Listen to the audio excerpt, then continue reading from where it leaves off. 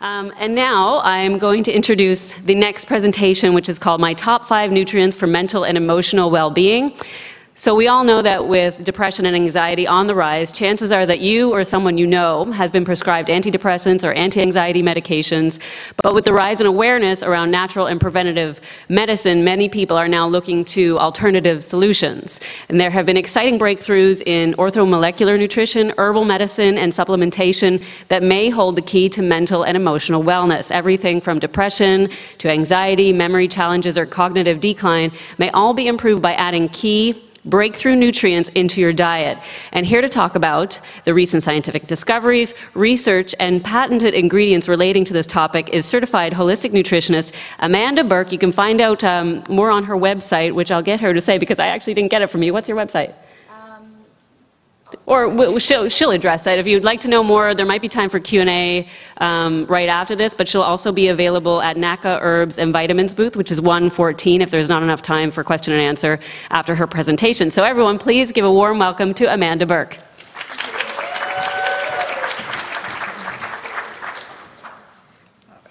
Hello, everyone. Just going to get comfortable using this.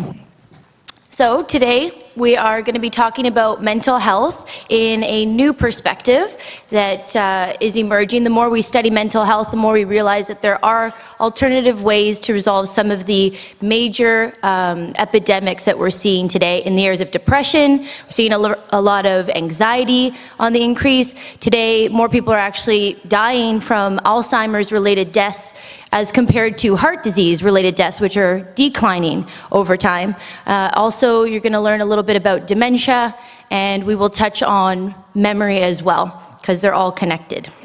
So just to give you an idea of what the mental health crisis looks like today, I'll share some statistics.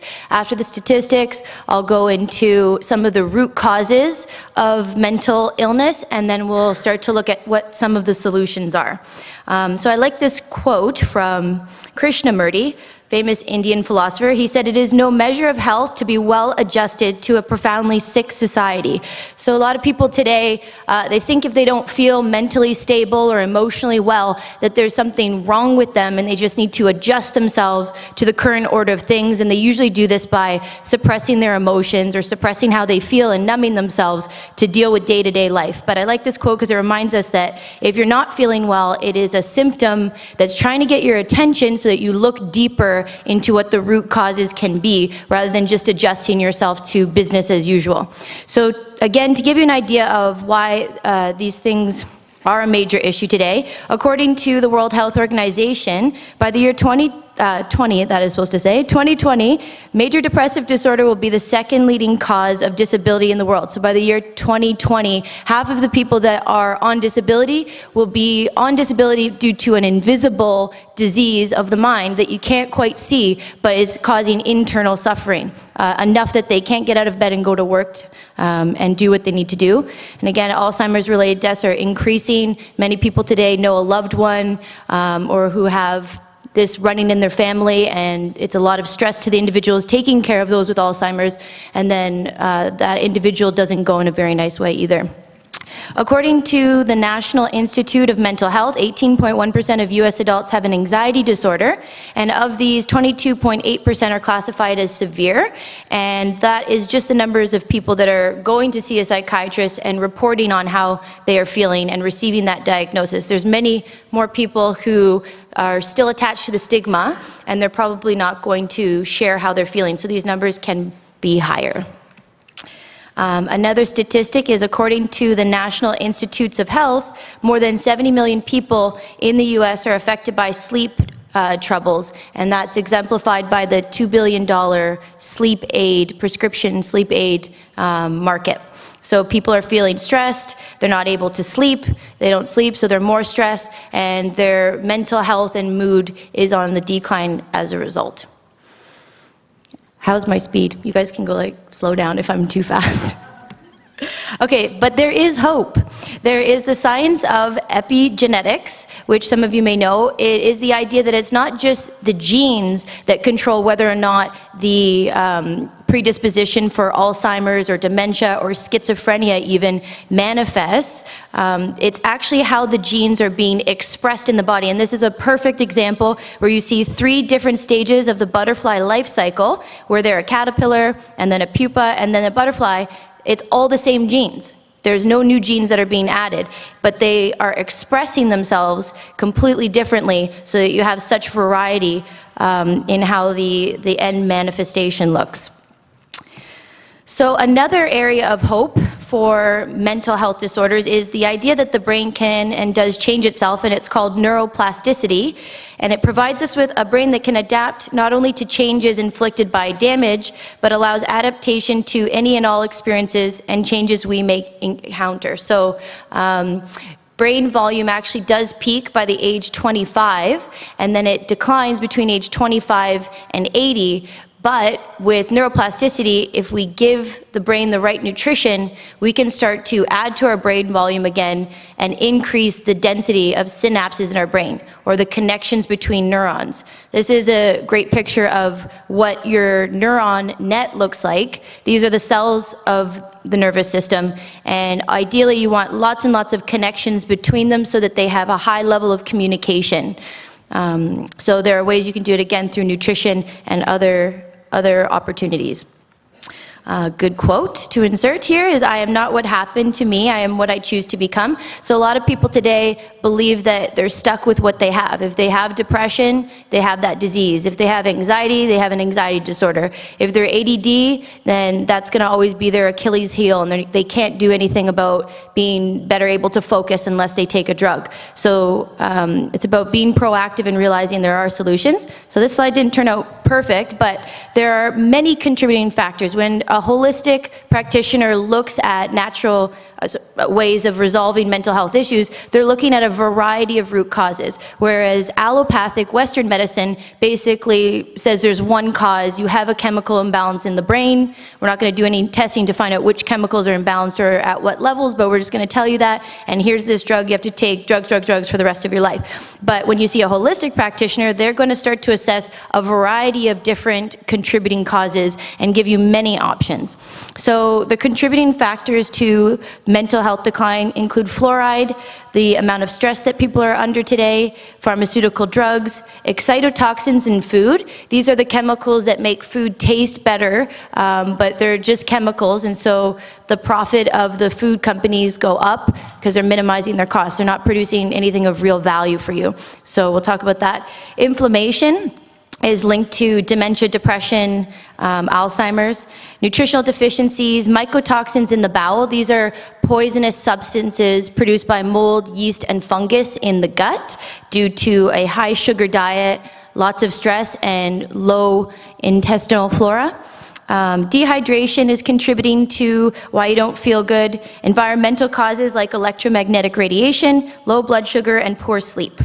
So the first one is fluoride. A lot of people still think that we need fluoride in the water, but the fluoride that's put into the municipal water supply is a toxic form. It's a byproduct of the phosphate fertilizer and aluminum industries, and rather than those industries paying and incurring the costs for that liability, they just sell it to municipalities and profit from it. The fluoride that naturally occurs in nature is very different. This is a good counter-think cartoon to make you consider why exactly we are putting a toxic waste product into our water supply. Usually people have to wear that type of protective gear just to treat our water. And Dr. Dean Burke was the head of the National Cancer Institute, and he through all of his research, found that fluoride causes more human cancer death and faster than any other chemical. So it does speak to the toxicity of fluoride. It's actually only slightly less toxic than arsenic. So what happens is when you're encountering fluoride, it causes thyroid issues. And if you have a low thyroid, you can feel depressed, and you might not be linking your hypothyroidism to your depression. It also causes foggy thinking and an inability to concentrate. So maybe you feel depressed just because you need to check your thyroid and do things to optimize its function. And one of the top recommendations is get a reverse osmosis water filtration system or a water distiller, and that way you can get rid of the fluoride. And then you want to start to take iodine iodine, or a more comprehensive thyroid supplement that supplies you with selenium, iodine, tyrosine, everything that your body needs in order to create this hormone in the right balance for you, because only your body knows the right balance for you. Also, it will calcify the pineal gland, which is the gland that produces melatonin. So if you don't have enough melatonin, you can't sleep, and melatonin is also a precursor to serotonin, so you won't feel happy. So you want to reduce your exposure. Stress, this gentleman is obviously under some stress. Maybe you look like this at some points throughout the week. I know that I do. But stress is a major reason why we feel depressed and we feel anxious. Just by living in a city, neuroscientists in Germany have recently published some research in the journal Nature telling us that just living in this city makes you more prone to anxiety and depression, and there's higher rates of schizophrenia amongst those living in cities. So the vast majority of people today are living in cities, so your chances are already higher. Dr. Batman Jali wrote a great book called You're Not Sick, You're Thirsty, and I highly recommend you have it on hand, because he found that most brain-related disorders are just a symptom of dehydration in the brain. So sometimes just making sure you get your hydration to where it needs to be can resolve your feelings of anxiety and depression or foggy thinking or poor concentration and focus. The brain uses up a lot of electrical energy, and it can't conduct those electrical impulses in the brain without water. Water needs to be present to run the currents in the brain. So there's more information in that book. Also, cortisol is your stress hormone, and it's known to interfere with the function of neurotransmitters. So in those that are clinically depressed, about half will have abnormally high cortisol levels. So you need to get that under control, and we have solutions for that.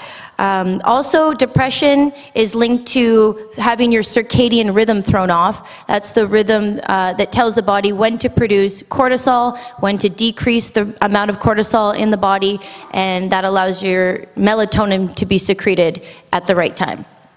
This is a normal circadian rhythm. It's supposed to actually peak around 6 a.m. in the morning so that you're getting energized, you feel more focused, you're ready to take on the day, and then slowly, as the sun is going down, so should your cortisol levels be, and they should be the lowest in the evening time. But in somebody who has insomnia or depression or is under a lot of stress, this rhythm is not how it should be, and cortisol ends up being low in the morning and starts to pick up during the day so that you're wide awake at night, and it's impacting on your neurotransmitters and your sleep and de-stress hormones.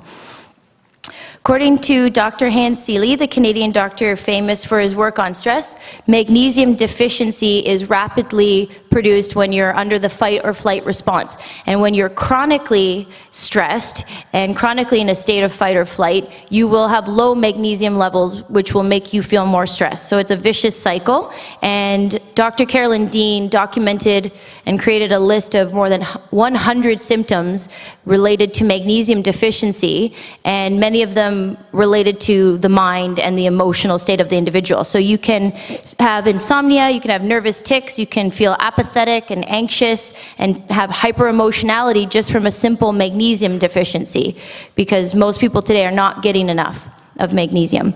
Also, when you're under stress, you'll use up a lot of B-complex vitamins, and your vitamin C complex will be used up. Pharmaceutical drugs need to be looked at, because when we deal with our emotions by taking a drug, we're teaching ourselves that the way to deal with that is to suppress it, and it just drives it deeper into the body. Homeopaths know this, because when they finally start to work with you, your old issues are actually being pulled up from deep within the body cells up to the surface so they can be released. So many people think that they have dealt with the root cause just because their symptom has gone away, but they've driven it deeper into the body. So William Osler is described as the father of modern medicine, and this is a great quote. He says, "One of the first duties of the physician is to educate the masses not to take medicine." So some people need it, but it's a small number that don't have side effects, and it maybe doesn't want to be your first line of defense. There's other things you want to try first. What happens is pharmaceutical drugs designed for depression hyperstimulate serotonin, and if you have an excess of serotonin, then you are at risk for suicide. It's one of the well-known side effects of drugs like Prozac. It's because in the synthetic oxidized form, it is neurotoxic, so you want to be careful with that. Okay.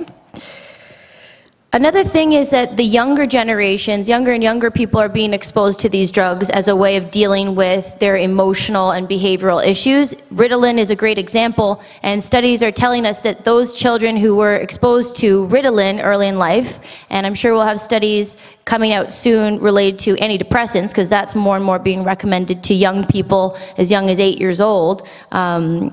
What we see is that later in life they reach to drugs, alcohol, even street drugs to cope. And the research is really thoroughly done in Dr. Carolyn Dean's book, Death by Modern Medicine.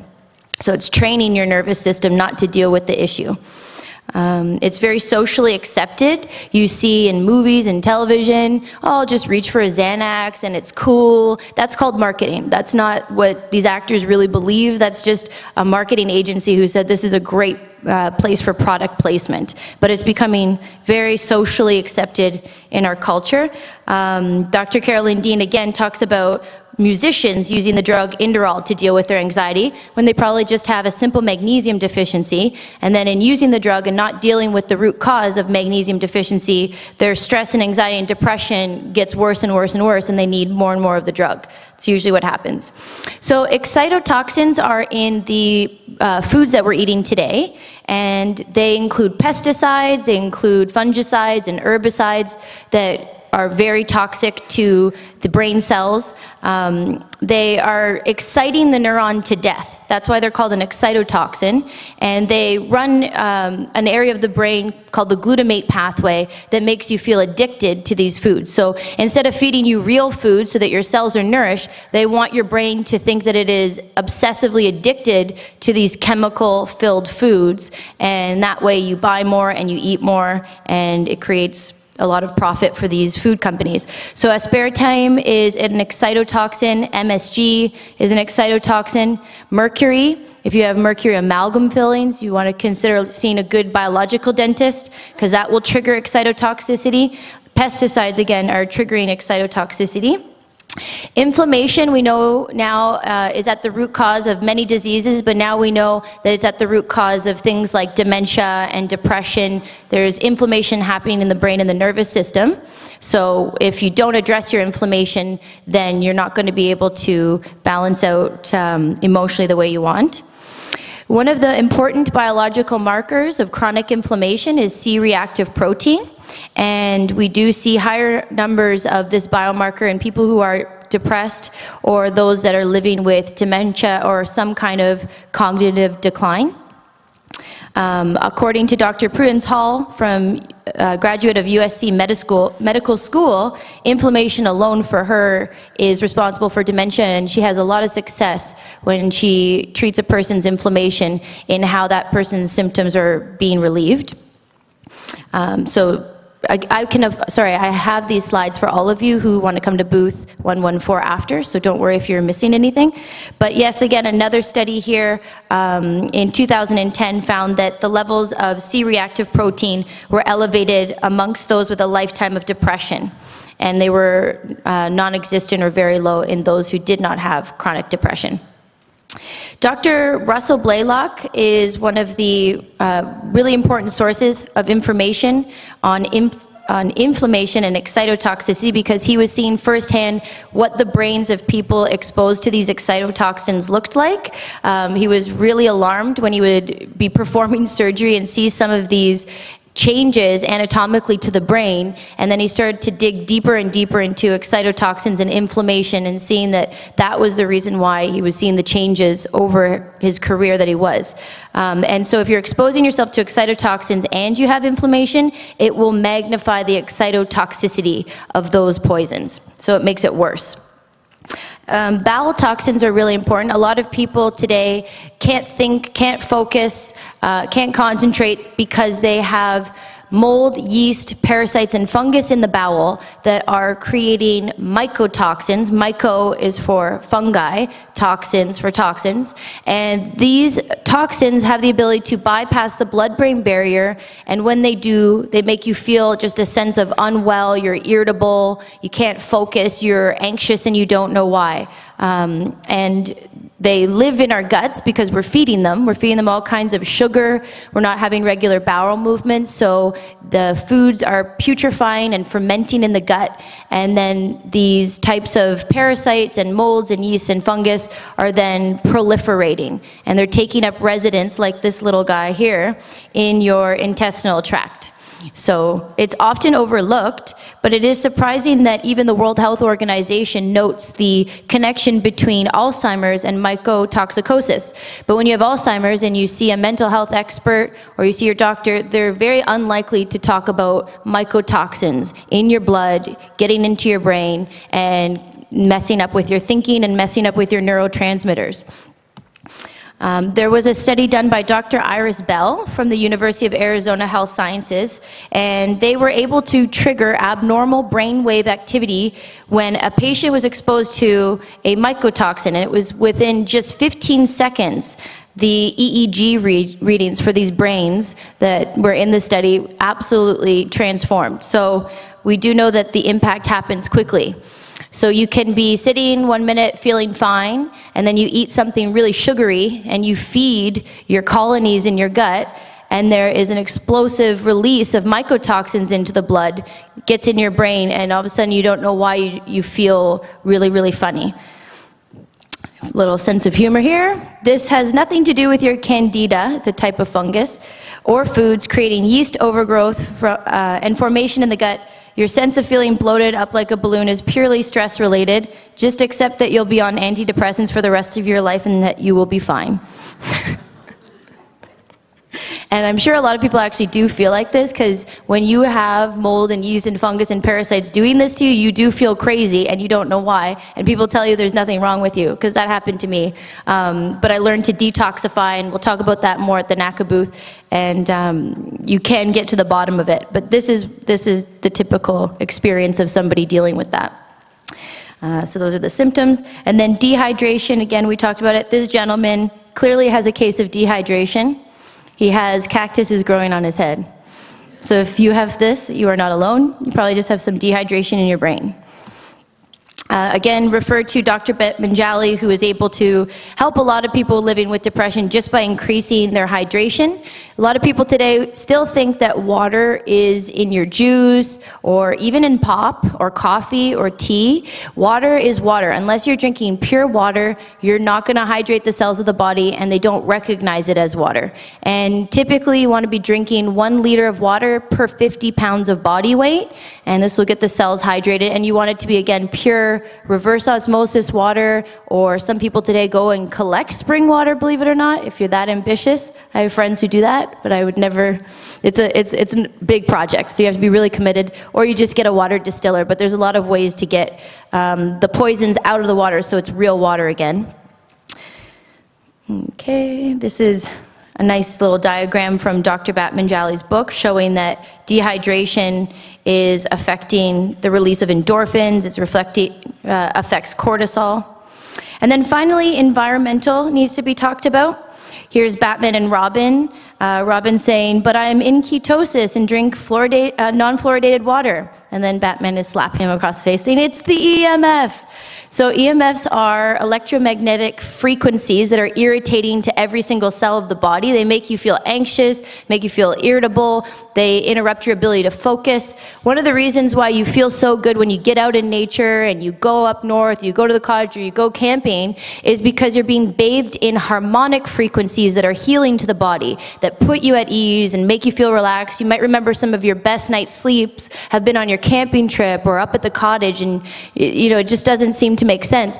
And even when you're driving and you get an hour outside of Toronto, you almost feel it drop off of you, and all you've done is just get an hour outside of that high density area where there's a lot of these EMFs, because they're coming from your radio cell towers, they're coming from satellites, your TV, your computer.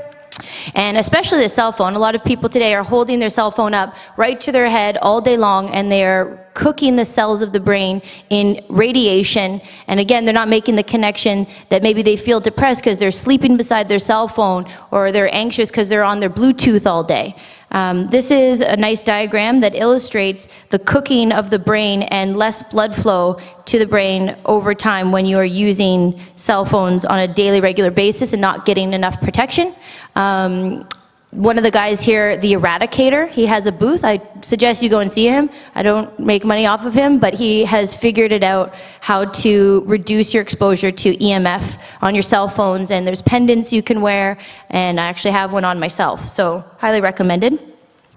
Interestingly, if you have mercury in your mouth, it will make you a walking antenna for the EMFs. You're going to attract them more to you. And Dr. Michael Gallagher has really studied this. He says it's like sticking your head in a microwave in terms of potential damage. So again, highly recommend you to get some sort of protection against the EMF or reduce your exposure at least, and at least don't sleep with your cell phone or your electronics all around you. I personally unplug things that I'm not using, because an electromagnetic field is set up when you just have a toaster plugged in or you just have anything plugged in. So that's another way to reduce the amount of EMF in your environment. And again, what they're essentially doing is creating 60 cycle frequencies that are incoherent to the body, and they're scrambling up the cells of the body, and they're not able to communicate and talk to each other effectively. So the frequencies, again, in nature that you want to expose yourself to as much as possible are harmonic frequencies. They bathe you in a sense of well-being, and they make you feel peaceful and at ease. The last couple of things that are root causes before we get into solutions are reactive hypoglycemia. Suddenly your blood sugar drops and your husband or your boyfriend saying you're so hangry right now. If you have heard that term, it's the awareness that's out there that if you have your blood sugar dropping, you're angry because your brain's actually starving and it's freaking out because it thinks it's going to die, is essentially what it thinks. Here are some causes of low blood sugar. Again, we see mineral deficiencies, especially magnesium. We see endocrine imbalance again, especially cortisol being too high because of stress. We're dehydrated. We have too much sugar in our diet and we need to reduce that or eliminate it. Too much coffee, too much stress, and a genetic predisposition to sensitivity to drops in glucose in the brain. So again, you may be having a mood swing on a regular basis because your diet is supporting reactive hypoglycemia, and now you're diagnosing yourself with, major emotional disorders and brain dysfunction disorders when you just need to be eating 6 small meals a day and making sure your blood sugar is balanced, that your mineral balance is there, and that you're hydrated. Dr. Buckley is a psychiatrist who talks a lot about this. He found that there are glucose-sensitive receptors in the hypothalamic brain center. And your hypothalamic brain center is your emotional brain. So this area of the brain essentially freaks out when glucose drops in that area. And again, your emotions, your behavior, the way you feel is immediately impacted. But it's just trying to get your attention, because if you're left in a prolonged state of glucose deprivation in the brain, then your brain cells do die. And there's extreme examples of that when someone blacks out from alcohol. Drink a lot of alcohol, they're an alcoholic, and then the blood sugar plummets, they black out. It's a dangerous situation, but we don't think about that on a daily basis when our blood sugar is dropping because of a poor diet, and it's just starting to speak to us in how we're feeling emotionally. Again, magnesium, refer to Dr. Carolyn Dean's book to see just how and why magnesium deficiency will simulate a panic attack. It's related to adrenaline release. And then finally, sleep. There's a nice little character. I can't sleep. I think I'll get up and solve all my problems. I'm sure many people think this at nighttime. I know I do. And it just makes things worse. So a lot of people aren't sleeping. They're disrupting, again, their circadian rhythm. Then that's dropping the levels of serotonin that they have at their disposal during the day, and they're depressed and they're anxious, and they can't think straight or concentrate. In the United States alone, more than 100 people suffer from sleep deprivation. Okay, so completely linked: stress, depression, and insomnia. So again, you guys will get these slides. So what are the solutions? Do you have to be like Lucille Ball? Do you have to be consuming things that you hate to consume just to feel good? The answer is yes. No. There are some things, but it's your choice. There are a lot of things that you can do today, and you can, in fact, spoon your way to health. So first, get your blood sugar under control. Eat 6 small meals a day, eat at 2-hour intervals, get rid of the refined sugar, get rid of anything white, reduce your caffeine intake so you're not on a roller coaster of highs and lows all day long, increase your hydration, take a mineral supplement, and decrease the fungus in the bowel, because things like candida actually love sugar and they'll cause you to eat more of it, and that also contributes to your low blood sugar issues. Supplement-wise, magnesium, B-complex, iodine, turmeric, a high-dose, wide-spectrum probiotic with L-glutamine to heal leaky gut. A lot of people today have leaky gut. About 6 or 7 in 10 have it, where the intestinal barrier is now broken down and full-sized food particles, including the toxins in the bowel, the mycotoxins we talked about, just get right into the blood and then start to circulate, making you feel bad. So you want to heal leaky gut with L-glutamine, and you want to add in the good probiotic bacteria to displace the mold, the yeast, the fungus, and the parasites, and you also want to cleanse them out as well. And there's many great cleanses for parasites and candida out there today. Essential fatty acids and vitamin D. So we have 15 minutes left. The major supplement I want to talk today is magnesium L-threonate. It is a unique form of magnesium that has not been available in Canada up until pretty recently, but it's been in the top 10 selling supplements in the US for a long time. Because magnesium is your anti-stress mineral, your anti-anxiety mineral, and because it's implicated in insomnia and depression and dementia, we need to get more of it, and the statistics tell us that it's one of the top deficiencies. 2/3 of Americans are magnesium deficient. But the 2 key areas where you need the most magnesium are the heart and the brain, and that's why you can easily become deficient related to those 2 organs. And so your symptoms tend to be either related to the heart or the brain or both. But up until now, we haven't figured out how to get magnesium into the brain and to concentrate. So researchers at MIT were studying this problem of low bioavailability in the brain. They tried magnesium citrate and bisglycinate and malate and all of the various forms that you know and are available to us, but none of them would pass through the blood-brain barrier and significantly concentrate in the brain and the spinal fluid, until they realized that the brain absolutely loves when magnesium is bound to the amino acid threonine. And when it is, it just gets uptaken through the blood-brain barrier, and again, it concentrates, and that's why a lot of symptoms related to mental health are able to be reversed. In particular, there's a patented form called Magtine, so they can actually back this up with a lot of clinical data proving that they can reverse Alzheimer's symptoms, dementia symptoms, symptoms related to post-traumatic stress disorder and depression and anxiety. Pretty much any type of mood, memory, or focus issue is being relieved by magnesium L-threonate. Again, tons and tons of studies saying that dementia is related to magnesium depletion alone. So Dr. Carolyn Dean has seen success with just giving somebody magnesium to lift their dementia symptoms. In particular, it's magnesium L-threonate. Another study of almost 500 people suffering from depression were severely magnesium deficient, and then they were given magnesium, and in 6 weeks of supplementing with 315 milligrams daily, their brain function improved. And that was shown on EEG measurements related to the brain. Also, there's cases where if you're admitted to a hospital with seizures or delirium or psychosis, you'll actually be administered intravenous magnesium in a large dose, and your symptoms will quickly disappear. So in a medical context, it is known. It's just not used preventatively, and it's not used until it's in a crisis situation. This is the eureka moment when the scientists found out magnesium with threonine. It's no laughs for that one. So it is the only form that will bypass the blood-brain barrier. So if your goal is to reverse any of the symptoms we've been talking about, like if you have early onset dementia or Alzheimer's, or you're suffering with post-traumatic stress disorder or depression or anxiety, this is the only form that's going to get you the major impacts.